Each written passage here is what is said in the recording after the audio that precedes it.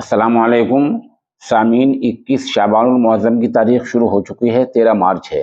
खबर का उन्वान है इलाहाबाद हाई कोर्ट के इहाते से पुरानी मस्जिद को हटा दिया जाए, सुप्रीम कोर्ट। खबर थोड़ी तफसील से सुनिए।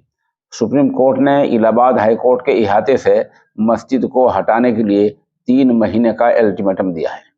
इलाहाबाद हाई कोर्ट के इहाते में मौजूद मस्जिद को हटा दिया जाएगा। सुप्रीम कोर्ट ने हाई कोर्ट के पुराने हुक्म को बरकरार रखा है। यानी इसका मतलब ये है कि इलाहाबाद हाई कोर्ट ने इस मस्जिद को हटाने के लिए पहले से एक हुक्म दे रखा है।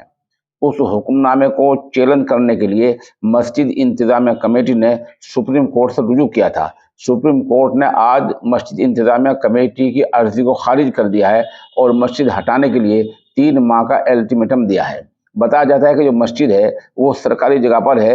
ये जगह लीज पर ली गई थी और लीज काफ़ी पहले ख़त्म हो चुकी है।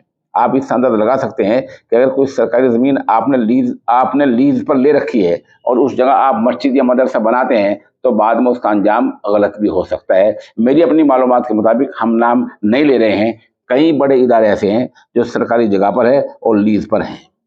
बहरहाल इलाहाबाद हाई कोर्ट के इहाते से मस्जिद हटाने का आदेश दे दिया गया है। सुप्रीम कोर्ट ने यूपी सुन्नी सेंट्रल वक्फ बोर्ड को 3 महीने का वक्त दिया है।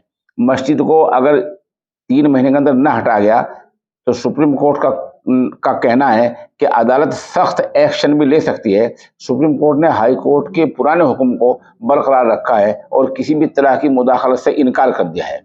आज सुनवाई के दौरान सुप्रीम कोर्ट ने कहा कि इलाहाबाद हाई कोर्ट के फैसले में मुदाखलत करने की कोई वजह नजर नहीं आती है।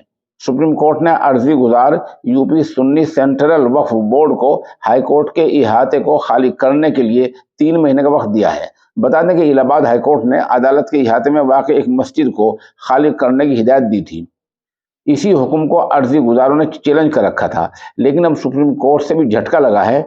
Justice MR. शाह और जस्टिस सी.टी. रवि कुमार की बेंच ने अर्जी गुजारों को 3 महीने में मस्जिद हटाने का वक्त दिया है और कहा कि अगर इस वक्त तक मस्जिद को नहीं हटाया गया तो हाई कोर्ट समेत हुक्काम के पास मस्जिद को हटाने का ऑप्शन मुतबादिल खुला रहेगा।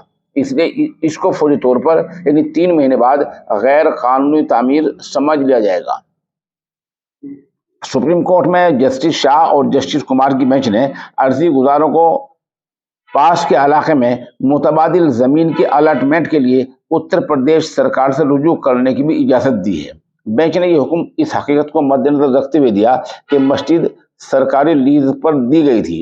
ये जो ज़मीन है 2002 में इसकी लीज मनसूख कर दी गई थी। बेंच ने कहा कि ज़मीन की बहाली की तस्दीक 2012 में हुई थी, इसलिए दरख्वास्त गुजार इहाते में किसी कानूनी हक का दावा नहीं कर सकते। उधर मस्जिद इंतजामिया के वकील और सीनियर वकील कपिल सुब्बल ने कहा कि मस्जिद 1950 से वाक़ है, उस आदेश का इस पर इतलाक़ होता है कि मस्जिद कैसे गिराई जा सकती है।